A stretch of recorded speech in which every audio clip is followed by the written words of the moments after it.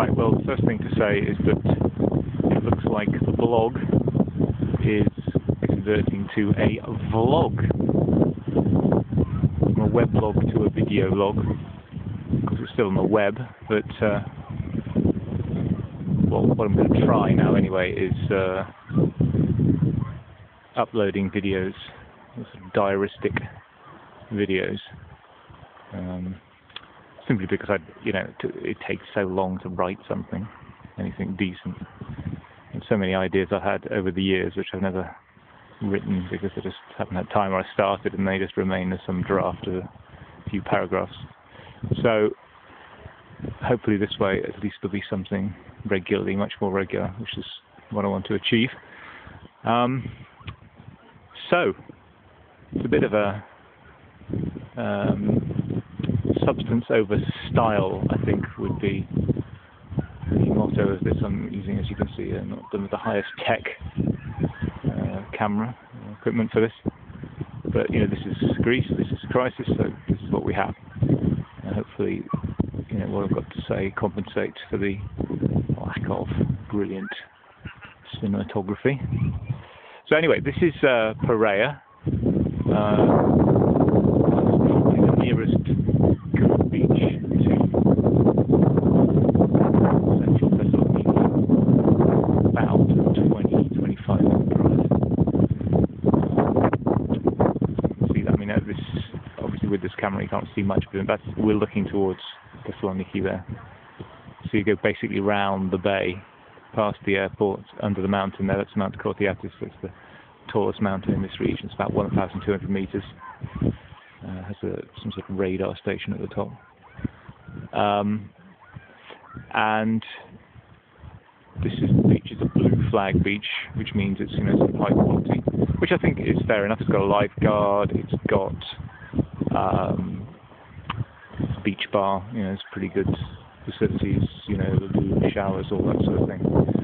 And they rake the sand and just keep it in good order. So I certainly recommend it. It's far enough away from the great. There's a lot of fish swimming and stuff, so there's nothing to worry about from that point of view. There is a beach right by the city, which used to be a very popular spot, Parea, but I mean that is a bit too close for comfort, I think. I mean, you can go there for a dip. That's what I'd say. But if you stay in it for a long time, you do feel it. I've noticed that it's not quite 100% clean. But here it's perfectly good for all. I've spent hours here and I feel no adverse effect whatsoever. Also, I'd say the water is very warm, because we're in this bay. It's shallow. So, I mean, now today is the 8th of September, and it's fantastic, really. I mean, this is perhaps one of the best times to come, really. Especially if you're a foreigner from Northern Europe or some colder climate. If you come June, July, August, it really is very hot. Most people can't really bear that, and then you can only come to the beach after 5 or something like that at the earliest. Whereas now in September, you can come in the middle of the day, really. I mean, okay, I came here about after 2, I'd say, after 2, but really, it's bearable as long as you've got a bit of exposure, you've had a bit of exposure to the sun already. After 2, you can bear, and you can sit under the shade of these umbrellas, these parasols here. So it's a very good time. Now it's about, I don't know, 6 or 7. It's got after 6 now in the evening, and it's very pleasant indeed. And the water's very warm. So, what else can we talk about? Well, we talked about the last time I came here. There was a bit of a breeze. Well, it was more than a breeze. It was a breeze in town. It was one of those sort of late August breezes in town, which everyone says, oh, it's pleasant, it's cooler today. And I came here for a swim, and it was a howling gale, and there were huge waves. I reckon they must have been like 2 meters high. And it was just like nobody was going. Hardly anyone was in the water.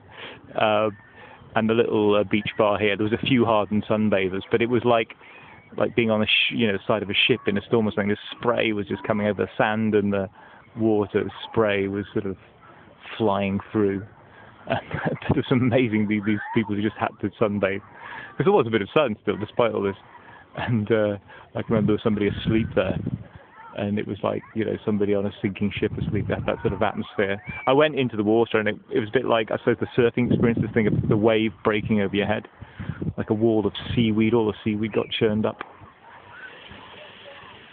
Anyway, what about the news from Greece? Well, at the moment, there's lots of positive noises being made about Greece in the euro. A lot, massive. I mean, this is what the media, all these big euro people coming over or making statements. I mean, looking at the news, very concerted attempts to put people in, you know, that they should get the idea that Greece is in the euro. So, I don't know. I think things, you know, there's much talk of, you know, that debt has to be paid. You know, people are getting their heads down, and they're going to do it. So, I think the rhetoric about sort of leaving and all that dramatic stuff is waning, and we're looking at going in. What about some interesting things I've done? I went to Akritokori Monastery, which, I guess if you go due north in the direction of the camera now, no, not really, perhaps to here, more like that, yeah? It's north, Thessaloniki, okay, it's more like here, I guess. So if you headed sort of as the crow flies this way, and you head towards the Bulgarian border, you find this monastery there. It's a fantastic place. It's a woman's monastery, but my connection with it is the monastery where I was baptized on Mount Athos. Is a sort of, I don't know, connected. You know, I mean, there's two monasteries, Xenophontus and Pantokratoros, which are sort of spiritual mothers or fathers or whatever they would be. I suppose the monastery is a spiritual mother to the women's monastery here, and the abbots provide, you know, spiritual direction to the nuns. And it was a great occasion. I went there on the feast of the monastery, St. John the Baptist, the beheading of John the Baptist, which is a sort of solemn fast day as well as a high feast. And there is a tradition that you don't eat anything from a plate on that day. Served from a plate because of, you know, his head was served on a plate to Herodias. Anyway, it's a beautiful place. The bishop was there, and the two abbots, as I said, I've mentioned, of the Mount Athos monasteries.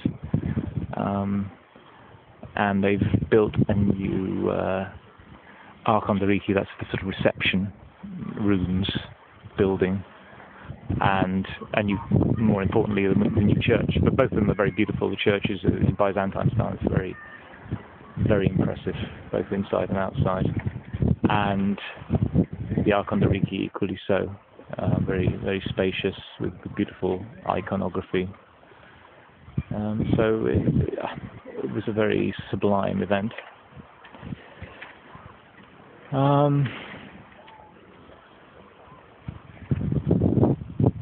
Yeah, so as far as news go, okay, I can also talk about something not so cheerful, which is crime. I just heard some news that friends' parents were robbed. So this is in a small town in the mountains to the north, near the border with Fyrom, the former Yugoslav Republic of Macedonia. And you know, basically the father has Alzheimer's, and the mother was at home, and they basically conned them into thinking that they were friends of his son, something like this. And you know, they got into the house. They took some money for saying that it was to do with tax, and in the process, they sort of sussed out where the money was kept. So they took 450, I think it was, with this tax pretext, and then they found all the money. So it's over 3,000. A lot of money. This connects a bit with the crisis because a lot of people have taken their money out of the bank, because they're worried that it's going to be in the bank and suddenly it'll get changed into drachmas, and they're going to lose.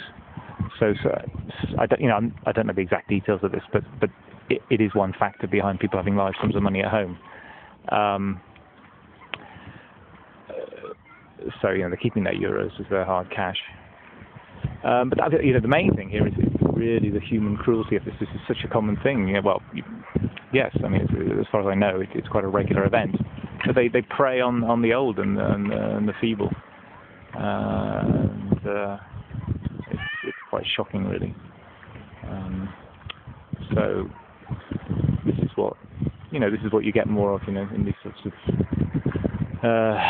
circumstances. I don't think you can deny there's a connection between crime and economic difficulty. So obviously we're looking to get out of this as quickly as we can. And what I say is, it's not difficult really to get out of the crisis. I mean, in the sense that you could easily do it. If there's political will, it can be done. I mean, I always say, look, there's lots of money lying around in the world, and if people thought, okay, you can't buy, improving the economic situation in the country, you can reduce crime, you can, reduce all sorts of negative things, whether it's depression, drug abuse, drinking. I mean, listen, I'm not saying that these things are, that you don't get these things in a thriving economy, but there's less of it. I would say